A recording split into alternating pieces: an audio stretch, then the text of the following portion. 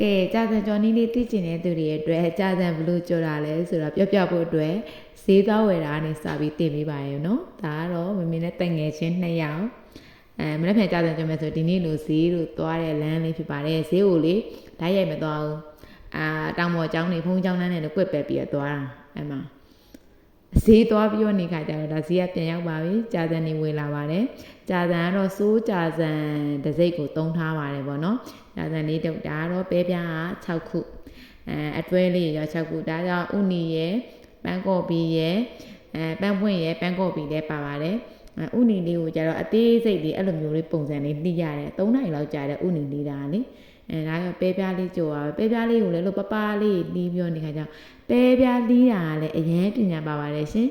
ပဲပြားကိုလည်းပွားပြီးကြေပြီးမသွားအောင်လေအဲ့လိုမျိုးလေးပေါ့နော်ဒီလိုမျိုးအချောင်းချောင်းလေးဖြစ်အောင်ပပလေးနဲ့မထူမပါလေးဖြစ်အောင်ပေါ့နော်ကျမတို့မှလှီးပေးရပါတယ်ရှင်အဲ့ဒီပဲပြားပြောနေအသက်ကြာတန်ကျော်ရဲ့အသက်ကခရူးစီလေးပေါ့နော်ဒီခရူးစီလေးကို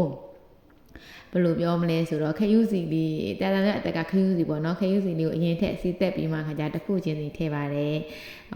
ကော်ပီလေးအရင်ထည့်ပါတယ်ကော်ပီပြီးတော့စနောင်းကလှီထားတဲ့ဥနီတစ်တစ်လေးတွေပေါ့နော်ဥနီလေးကိုလည်းအမလေးအရွယ်စားရွယ်တူလေးတီးရပါတယ်ရှင်ကျမတို့မမပြူကြီးကအဲ့လိုဒီမှာကြိုက်တာအဲ့ဒါကြတော့ပန်းပွင့်လေးရလည်းကြည့်လိုက်ပန်းပွင့်တစ်ခုလာပြောတာအဲ့လိုမျိုးလေးလှီးပြောနေတယ်တစ်ခုချင်းစီထည့်ပြီးတော့ဒါမျိုးဒင်းနီနဲ့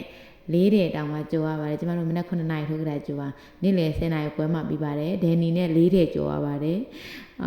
တခြားဒါကြော်တဲ့တဲ့အပိုင်းလေးပေါ့နော်ဒါပြပြပြပါကဲနောက်ဆုံးမှအရင်စားခြင်းတဲ့ဘွယ်ပကောင်းတဲ့ကြာစံဆိုလေးရရှိလို့လာပါပြီ